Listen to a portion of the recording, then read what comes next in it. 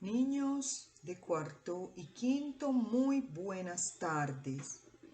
Entramos a la semana número 5. Esta semana va del 22 al 26 de febrero. Esta semana les estoy recibiendo la evidencia número 2. Recuerden que consiste en 2 puntos.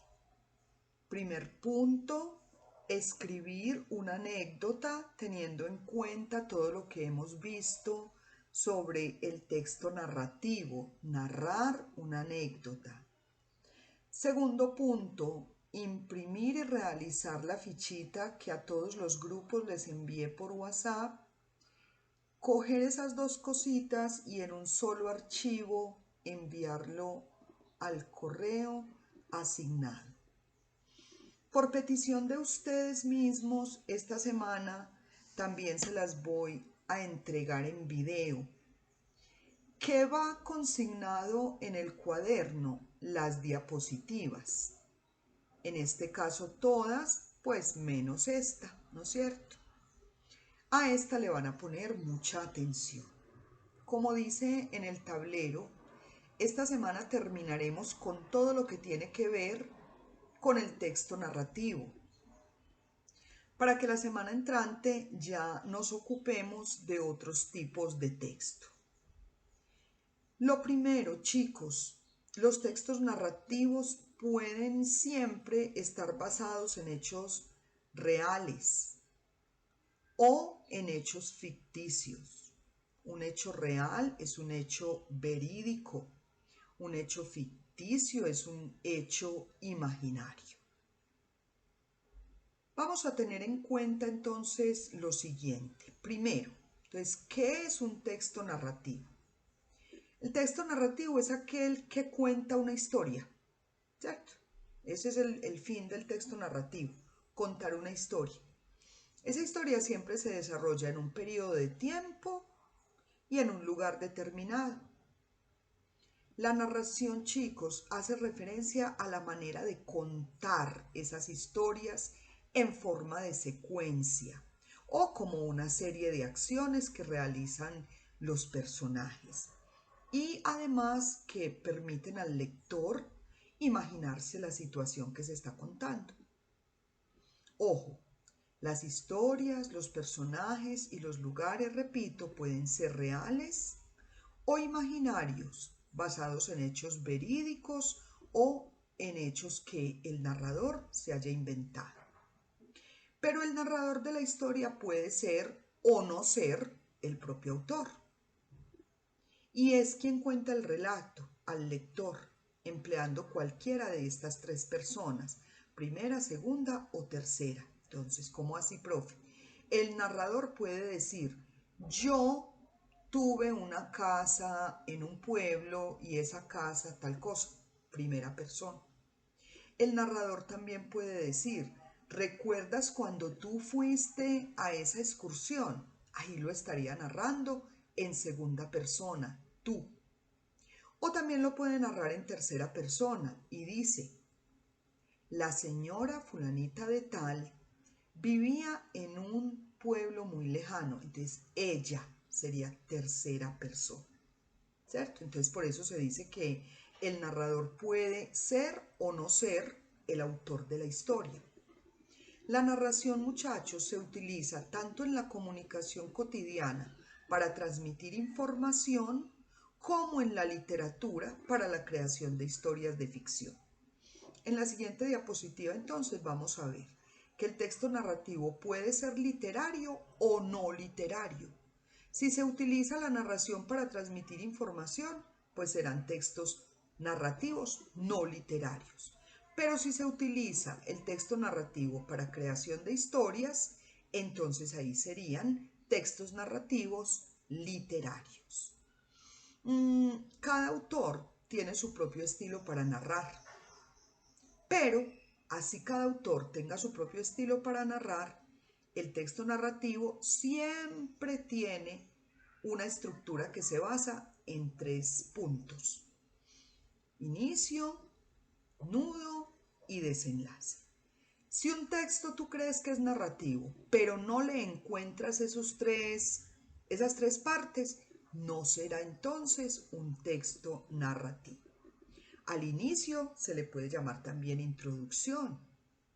Al nudo se le puede también llamar desarrollo. Y al desenlace se le puede llamar también final. Para elaborar una narración, puede ser oral o puede ser escrita. ¿Qué tenemos que tener en cuenta? Muchachos, en primer lugar, tener claro el tema, ¿cierto? A ver, ¿de qué voy a hablar? La historia de un robo, la conquista del Polo Norte, un viaje al futuro, ¿cierto? Entonces, lo primero es tener en cuenta y tener claro el tema, de qué voy a hablar. A partir de ahí, diseñar unos personajes, elegir unos escenarios, trazarle el plan general a la obra. Entonces, imaginar los hechos y las circunstancias más importantes y crear como una especie de bosquejo del texto, que este se irá complementando a lo largo del proceso de la escritura. El inicio, muchachos, es fundamental en toda la narración, porque de él depende que el lector siga leyendo, es decir, que se encarrete con lo que yo le estoy proponiendo leer, que se interese en mi obra. Tras el inicio se desarrollan los distintos episodios que forman la trama. El final de la narración también es muy importante porque en él se produce un desenlace, un final de la acción o también se puede dejar en suspenso. Esto se llama un desenlace abierto. Si es cerrado, pues entonces es el que se casaron y vivieron felices para siempre. El abierto a mí, a la profe Ángela personalmente me gusta más porque es como sorprendente, como imprevisible. eh, yo lo puedo casi que ajustar a lo que yo deseo. La narración, muchachos, siempre tiene unos elementos. Entonces hay un narrador, que ya hablamos de él, hay unos personajes que pueden ser protagonistas o secundarios, una acción, que es la trama, lo que estamos hablando, un espacio, siempre se desarrolla en, puede ser un lugar real o un lugar inventado, tiene un tiempo. Entonces recordemos que ese tiempo nos indica en qué momento se está desarrollando esa acción. El lenguaje en la narración, chicos, también es muy importante. Cuando estás escribiendo, la necesidad de usar verbos, la necesidad de usar marcadores o conectores temporales, muy buenas descripciones, porque cuando tú escribes y utilizas una muy buena descripción, el lector se va a encarretar más, porque tú le vas a describir, digamos, a un personaje con detalle, un lugar con detalle. Entonces el lector puede, a través de su imaginación, viajar a través de la obra que tú le estás manifestando, ¿cierto? Muy bien. Recordemos entonces lo que les dije. Hay textos narrativos literarios y textos narrativos no literarios que ahorita los vamos a mirar.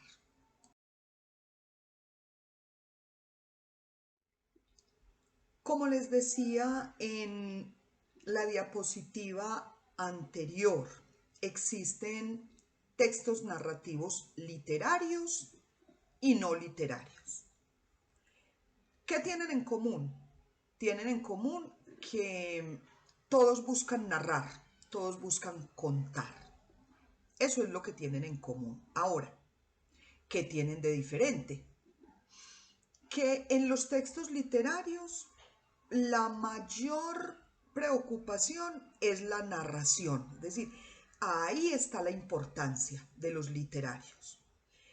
De los no literarios, la mayor importancia radica en dar una información. Los textos literarios buscan contar historias. Repito, pueden ser reales o ficticias. En cambio, los textos no literarios siempre se basan en hechos reales. Entonces, A diferencia de los textos narrativos literarios, los no literarios se basan en hechos reales y en ellos tiene mucha mayor importancia la información que la narración. Ustedes en primaria trabajan mucho más los textos narrativos literarios. Entonces trabajan el cuento, el relato, la novela, la leyenda, el mito, la saga, que es una saga, varios capítulos, como los seriados de Netflix, como Harry Potter, ¿cierto? La fábula y los poemas, aunque los poemas yo se los voy a ubicar más adelante más bien en otro género que se llama el género lírico. Bueno, los no literarios, como les decía, su mayor importancia radica en dar una información y tiene características de narración real. Eso pasó. Se dividen a su vez en dos: no literarios periodísticos y no literarios personales. Los no literarios periodísticos, pues está la noticia, ¿cierto? Que busca contar, vea que hay una pandemia generada por un virus, una noticia. Esa noticia puede estar enriquecida con varios reportajes. Entonces ustedes ven en las noticias los periodistas que mandan a diferentes ciudades. Ellos se llaman reporteros, que hacen reportajes para enriquecer una noticia determinada. Y también está la crónica. Profe, un ejemplo de crónica. ¿Han visto el programa Séptimo Día? Esas son crónicas. Entonces, un periodista se entera de un caso que le llama la atención, lo investiga, le hace seguimiento, ¿cierto? Y construye con ese caso una crónica. Esos son los periodísticos no literarios. También hay no literarios personales, su nombre lo indica, son propios de cada quien. La carta, usted en una carta, más que contar cosas, lo que pretende es informarle a alguien de algo. Su diario puede ser literario, porque usted lo puede escribir a manera de novela, pero también lo puede escribir a manera de casi que calendario. Miércoles 8 de febrero, jueves 9 de febrero, personal no literario. Los mensajes de texto del celular y los correos electrónicos, los emails. Entonces, estos son los textos narrativos no literarios. El elemento común de los textos narrativos no literarios es que en todos ellos predomina la función representativa del lenguaje, ya que lo central de estos hechos o acontecimientos es que se enmarcan o se desarrollan en un tiempo determinado verídico. A diferencia de los textos narrativos literarios, los no literarios, recordemos entonces, se basan en hechos reales y en ellos tiene mucha más importancia la información que la narración en sí. Entonces, más adelante vamos a profundizar en otros textos narrativos no literarios, que son, por ejemplo, los informativos, los expositivos, ¿cierto? Muy bien. Entonces, por ahora, que nos quede clara la diferencia entre los no literarios y los literarios y también las similitudes que tienen. Como les decía ahorita, a ustedes en primaria se les profundiza un poco más sobre lo que son textos narrativos literarios, aunque también vamos a ver los textos narrativos no literarios, esos también los vamos a ver. y serán pues como parte de la guía número 2. En esta guía número 1 sí quiero que les queden pues como muy claros los literarios. El primero de ellos en el que vamos a profundizar esta semana es el mito. Acá les doy un ejemplo, la caja de Pandora. Ese mito es muy bonito. Les voy a dejar en la cajita de descripción el, el enlace para que lo vean en video. Es muy chévere. Los invito a que no se lo pierdan. Chicos, los mitos no tienen testimonio histórico, pero se consideran válidos en todas las culturas. ¿Qué es un mito? Un mito es un relato tradicional, sagrado, dotado de carácter simbólico, que usualmente relata acontecimientos extraordinarios y trascendentes, involucrando a seres sobrenaturales o a seres fantásticos, como cuáles, profe, como dioses, como semidioses, monstruos, y que funcionan en el marco de una mitología universal o de alguna parte específica, como por ejemplo la mitología griega. Por ejemplo, los mitos de la Grecia antigua respondían a una cultura religiosa y al modo en que los griegos entendían el universo, al modo en que ellos explicaban su origen, por lo que sus héroes, sus dioses, sus monstruos y sus episodios tradicionales fueron heredados oralmente de generación en generación. Esto también es una característica de un mito, que la cultura lo va heredando de generación en generación, eh, creando toda una carga cultural. Los mitos, les decía al principio, no tienen un testimonio histórico, es decir, no son comprobables, a pesar de que se consideran verdaderos o válidos dentro de una cultura, pero no, nadie puede comprobar que en verdad existieron. ¿Por qué se da esto? Pues porque los mitos funcionan como explicaciones imaginarias a fenómenos complejos, como cuál, como el origen del universo, y sirven en muchas ocasiones para transmitir valores y creencias, conceptos de una generación a otra. Los mitos no funcionan fuera de un sistema de creencias, es decir, si en su cultura no creen en los semidioses, entonces los mitos en su cultura no van a funcionar, porque usted debe creer que existen dioses como Zeus, Ares, Venus, Afrodita. Si usted cree que eso existe, los mitos a usted con esos personajes le van a funcionar si usted es de esa cultura. Si no, no le van a funcionar y usted no va a creer en ellos. Contienen valores científicos, ¿cierto? El término mito está usado para indicar que alguna creencia o suposición se debe más al orden imaginario, al orden de la fe, que a hechos tangibles y comprobables. Entonces, generalmente se caracterizan por ser ficticios, explican el origen del mundo, abordan creencias en seres divinos, relatan historias de héroes, superhéroes, seres superiores y les rinden culto a esos dioses, a esos héroes, a esos superhéroes. Recuerden entonces que hay mitos importantísimos y muy chéveres. Personalmente a la profe Ángela, de todos los textos literarios, narrativos, los que más me gustan son las fábulas y los mitos.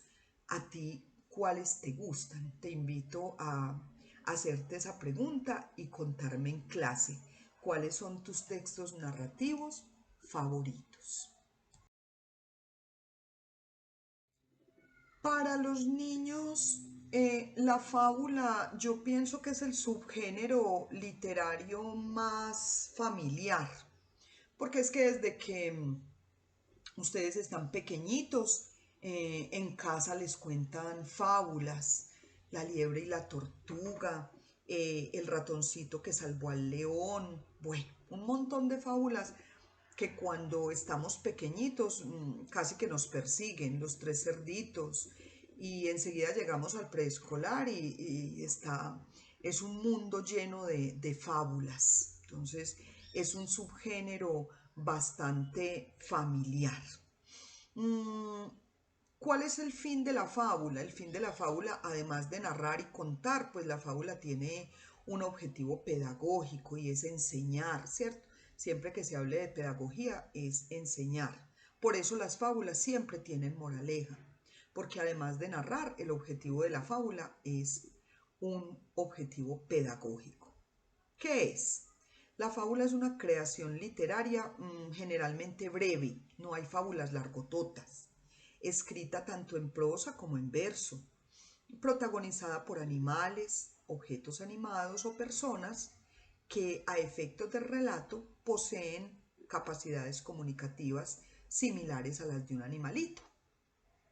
Se trata de un subgénero de la literatura narrativa cuyo cometido es fundamentalmente pedagógico, les decía, ilustrar, perdón, ilustrar mediante situaciones imaginarias las costumbres, los vicios, las virtudes de una determinada población humana o incluso de toda la humanidad. Esto, chicos, se lleva a cabo con intenciones formativas. En la fábula siempre priman los valores éticos, la tradición, la moral, ¿cierto? Por eso se dice que la fábula es el género narrativo, el subgénero narrativo que va dedicado a los niños, porque en ustedes es que uno quiere hacer esas formaciones de valores. Dicha enseñanza se encuentra por lo general resumida al final del relato, en una cosita que se llama moraleja. Ojo, hay otro texto narrativo que es el sermón o la parábola, que se parece también a la fábula, pero que no debemos confundir. Mm, la fábula es de los subgéneros narrativos más antiguos. Vea, les cuento, se han encontrado tablillas de arcillas eh, provenientes de la era mesopotámica, o sea, hace millones de años. Pregúntenle al profesor Julio dónde se ubica la era mesopotámica. Entonces, ¿cómo les parece que allá en esa época se encontraron tablillas de arcilla? Pues porque primero no habían cuadernos ni libros, la gente escribía con palitos en arcilla. ¿Y qué se ha encontrado ahí? Historias de animales astutos o desagradecidos o prepotentes. Además fueron cultivadas las fábulas mmm, por un señor griego que existió hace mucho tiempo, que se llama Esopo, autor de muchas fábulas que leemos todavía. Otros autores son, por ejemplo, Fedro, eh, Horacio y Flavio, otro que se llamaba Albiano, pero son antiguos, por eso se dice que la fábula es el subgénero literario más antiguo. Ya en la Edad Media, por ejemplo, la fábula renació, ya de la mano de autores anónimos. Abundaron fábulas en diferentes idiomas. Y llegó otra época que se llamó el Renacimiento, con autores como La Fontaine, ¿cierto? Entonces, miren que es el subgénero del cual se encuentra registro más antiguo, más antiguamente. En el inicio de la fábula se presentan los personajes, se establecen los puntos iniciales. También tiene una estructura igual a la de todos los textos narrativos: inicio, nudo y desenlace. Igual, en el inicio se presentan los personajes, se da la ubicación geográfica, en el desarrollo, que también se puede llamar eh, compilación o trama, se produce la situación problemática la, o la situación pues que se vaya a resolver. Y el desenlace puede ser feliz o no. y es la parte final del relato donde el lector puede encontrar la moraleja. Esto no se lo tienen que aprender, pero les cuento. La fábula se puede clasificar en varios tipos. Fábulas agonales se basan en la confrontación de dos conductas u opiniones para al final castigar o premiar una u otra. Fábulas mitológicas. Mire, se relaciona la fábula con el mito. Es aquella que recoge un contenido religioso de una tradición cultural. Mire, lo mismo que estábamos hablando ahora. Y fábula de animales, las que tienen como protagonistas a seres del reino animal. Hay una fabulita muy chévere que a mí me gusta mucho. Yo les puse acá el ejemplo de la liebre y la tortuga, pero la fabulita de el asno y el caballo a mí me encanta. La voy a compartir con ustedes y las voy a leer. Un mercader viajaba siempre en compañía de un asno y un caballo. El asno llevaba la pesada carga y el caballo en cambio no llevaba nada. En uno de esos viajes, el pobre asno sintió que sus fuerzas no eran suficientes para llegar hasta la ciudad más próxima. Casi a punto de desfallecer, le dijo al caballo: «Esta carga es tan pesada que no podré soportarla un minuto más. Si en algo me aprecias, caballo, pon sobre tu lomo un par de estos bultos». «Lo siento, asno», respondió el caballo, «pero yo no nací para llevar esos cargamentos tan pesados, sino para galopar libre y hermoso por todos los caminos». Y dicho esto, siguió como si nada. Un rato más tarde, totalmente agotado, el asno se derrumbó y murió de tanta fatiga. Al darse cuenta de lo sucedido, el mercader agarró todo lo que el asno portaba y lo puso sobre el lomo del caballo junto a la piel del desdichado asno. Nada más sentir la pesada carga sobre sus espaldas, se dijo el caballo: «¡Qué tonto he sido! Por no aliviar un poco el sufrimiento del burro, me veo ahora obligado a cargar con todo lo que él llevaba, y encima incluso con su propia piel». Moraleja: quien no ayuda al prójimo por creerse superior o mejor que él, se acabará perjudicando a sí mismo y tarde o temprano ocupará su lugar. ¿Les gustó? A mí me encanta esa fabulita. Y llegamos a otro subgénero narrativo literario, la leyenda. Las leyendas, chicos, se relacionan con la cultura popular de los pueblos, populares de los pueblos. ¿Qué es una leyenda? Es un relato, ¿cierto? No podemos dejar de entender eso. Cuenta hechos humanos, a veces también sobrenaturales, y se presentan o se transmiten, mejor dicho, perdón, de generación en generación, de manera oral o escrita dentro de una familia, clan o pueblo. Las leyendas relatan hechos y sucesos relacionados con la patria, con héroes populares, no con héroes divinos ni sobrenaturales como los mitos, o con criaturas imaginarias o con ánimas del purgatorio.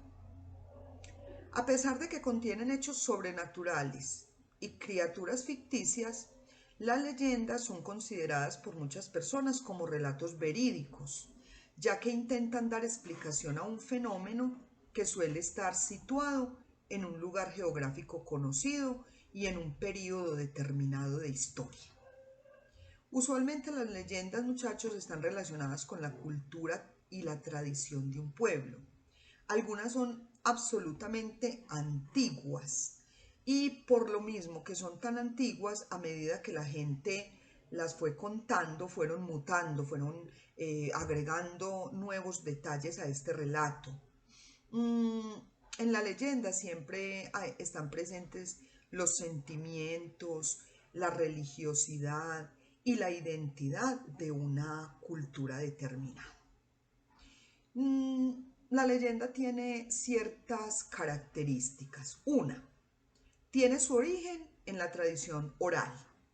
Dos, se transmite de generación en generación. Tres, se centra en un personaje principal. 4. Se sitúa en un tiempo y en un lugar específico. Quinto, se basa en hechos naturales o sobrenaturales.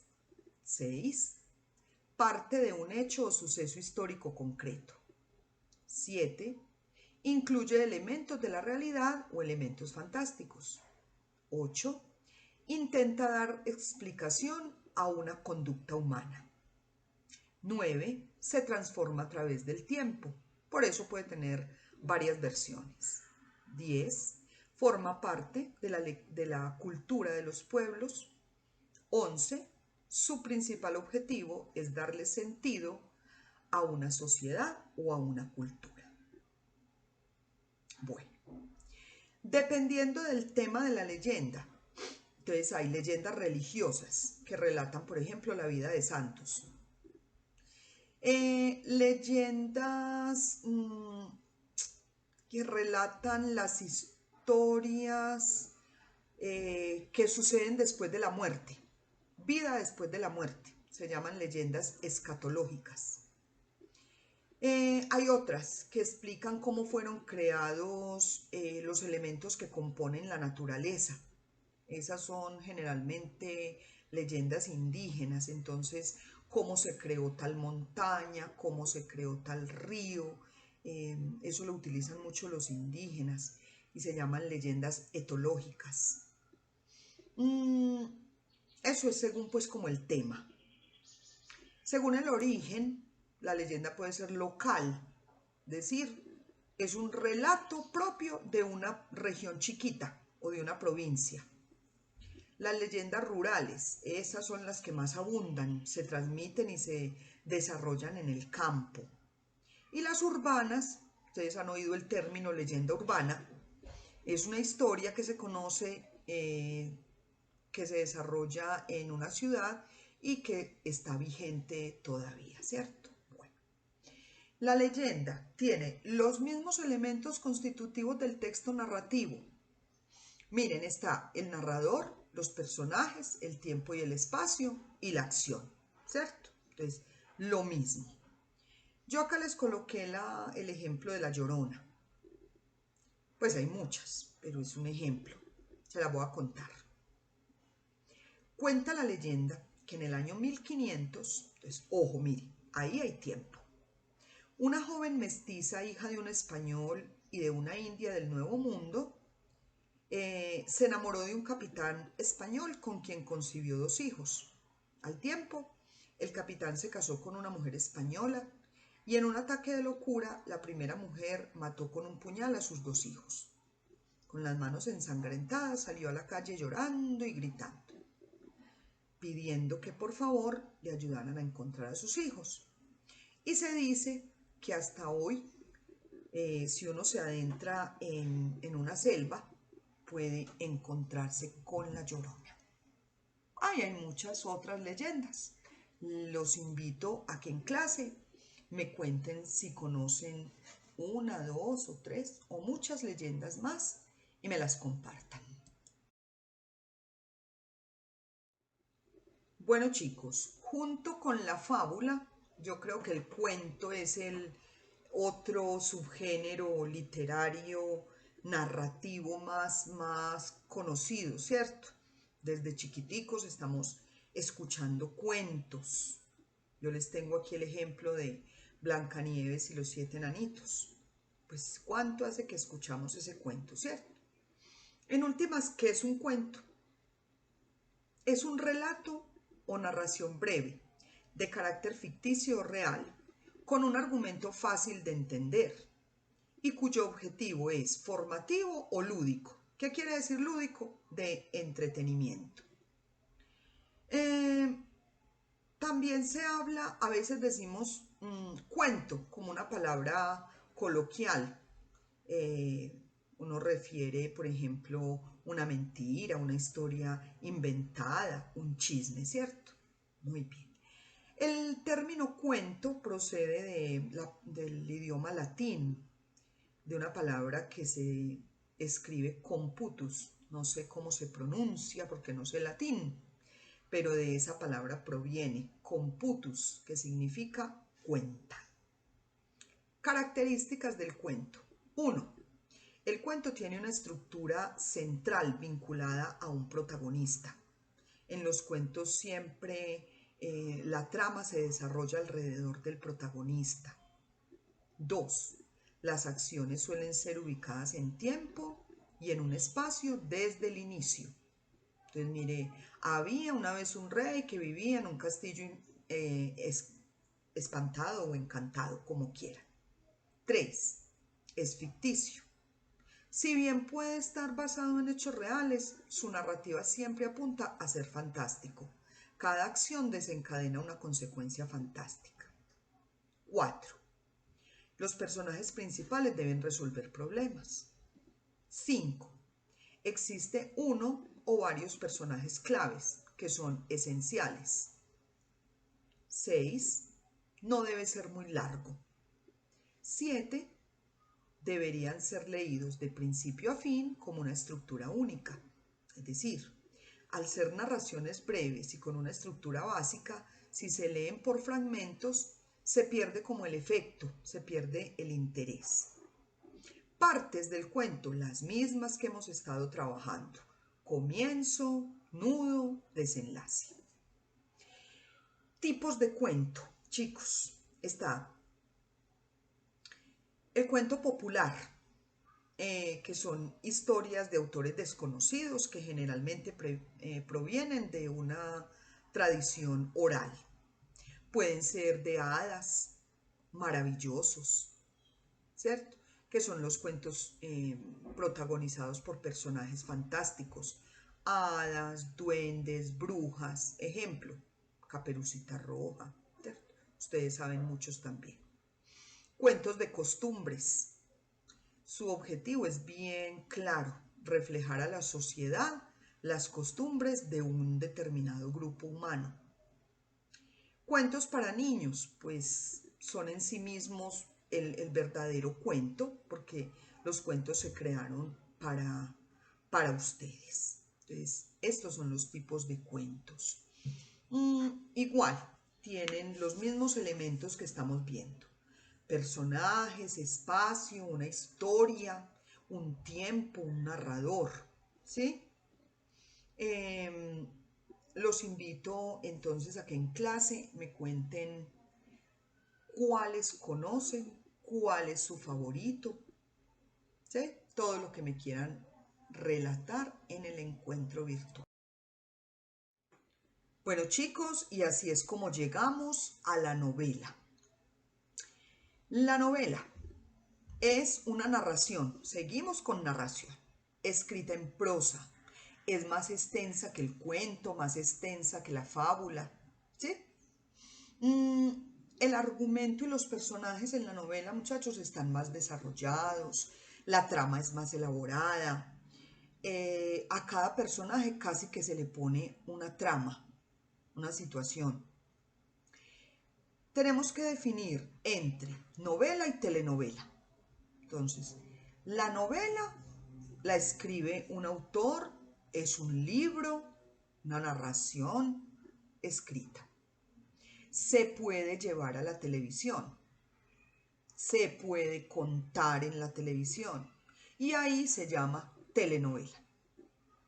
Ahora se están usando mucho unos estilos de telenovela que se llaman bioseries y cuentan la vida en forma de novela de un personaje o que todavía esté vivo, me pareció que vi por ahí la de Alejandra Guzmán, o que ya esté muerto, por ejemplo la de Diomedes. Entonces ahí se fusionarían dos cosas, la novela y la biografía, ¿cierto?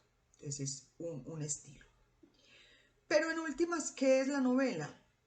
Es un tipo de obra literaria que se puede situar entre el cuento y el relato. Los temas, los personajes, los escenarios, el argumento siguen siendo sus elementos. Entonces hay tipos de novela, ya dijimos, telenovela, bioserie, novela corta, novela picaresca. Esta a mí me gusta mucho, Es un tipo de novela, muchachos, que se creó entre los siglos XVI y XVII. Narra las experiencias de un protagonista pícaro, generalmente en primera persona. En este tipo de novelas se refleja de una forma crítica como la moral del personaje. A mí me parece muy chévere. Un ejemplo de novela picaresca, consúltenla, El Lazarillo de Tormes, es muy buena. Otro que se me ocurre, La vida del buscón. Creo, no estoy segura, pero creo que es de un autor que se llama Francisco de Quevedo. El Lazarillo de Tormes, el autor es desconocido. La vida del buscón también la leí y no estoy segura, pero creo que es de Francisco de Quevedo. Consúltenlo y en clase me dicen si estoy en lo cierto o estoy equivocada, que no recuerdo exactamente. La novela de aventuras a los niños les encanta. Que narra acontecimientos y situaciones en los que se destacan elementos como la acción, el peligro, la valentía. Esa a ustedes yo sé que les gusta mucho. Otra que les debe encantar, otro tipo de novela, la novela de terror. Es un tipo de novela que tiene elementos relacionados con las emociones como miedo, angustia. La atmósfera en la que se crean estas novelas hacen descripciones muy buenas de lugares, de personajes y de acontecimientos que generan suspenso, que generan intriga, ¿cierto? Un ejemplo, profe, de novela de terror que se me ocurre, Drácula, es un ejemplo de novela de terror. Muy bien.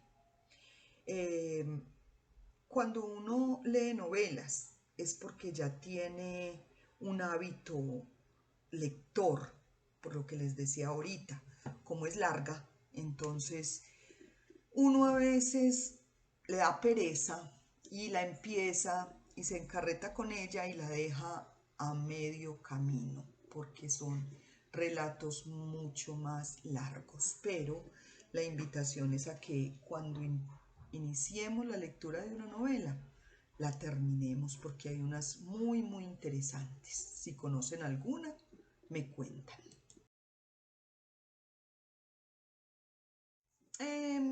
En la biografía y en la autobiografía no vamos a profundizar mucho, puesto que gracias a la guía las hemos trabajado bastante. La biografía y la autobiografía tienen algo en común. Miren este diagrama de intersección. Recuerden en matemáticas que la intersección en el centro es lo común. Se da en las dos, la fecha de nacimiento, dónde nació y vivió la persona, sus primeros años de vida, la familia, las cosas que hizo. Diferencias. La biografía se narra, en tercera persona. Entonces, fulanito de tal hizo, no hice. Siempre basada en hechos verdaderos, no se inventa sobre la vida de nadie, cuenta la vida de otra persona, no usa emociones ni sentimientos, por lo tanto es objetiva. Usted va a contar la vida la biografía de Diomedes Díaz, usted la cuenta tal cual pasó. En cambio, en la autobiografía usted sí puede dar sus opiniones, puede expresar sus emociones, porque al fin y al cabo está hablando de su propia vida. Y se narra, como ya habíamos visto en la evidencia número 1, en primera persona. Sobre estas no vamos a profundizar mucho porque son muy fáciles y las hemos trabajado bastante.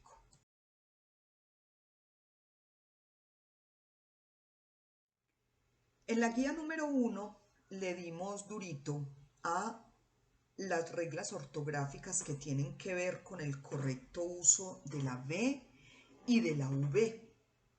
Vamos a entrar a manejar el uso de la H. Acá en el escritorio tengo el enlace de un video que es con el que nos vamos a basar. Junto con el mito de la caja de Pandora, en la cajita de descripción de este video te voy a dejar esos dos enlaces, tanto la de el uso de la H como el de la caja de Pandora.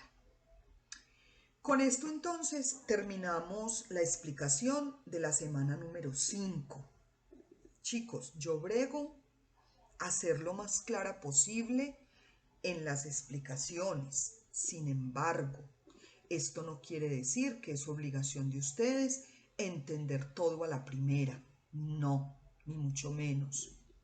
A usted le pueden quedar dudas, a usted le pueden quedar preguntas. La sugerencia que les hago siempre es, siéntese a escuchar la explicación con una hojita borrador y un lápiz. ¿Tiene una duda? Pause el video, escriba la duda y lleve la clase. ¿No quiere esperar hasta la clase? Escriba la duda, háblele a la profe Ángela al correo, ¿cierto? Pero no se quede con la duda. Y tampoco diga, yo no entendí eso. ¿Qué es eso? No. Entonces usted me va a escribir sus dudas concretas. ¿Qué fue lo que no entendió? Y ahí ya la profe con todo gusto le profundiza en clase. Les deseo una feliz semana número 5. Nos queda pendiente solo una semanita para terminar la guía número 1. Suerte con eso.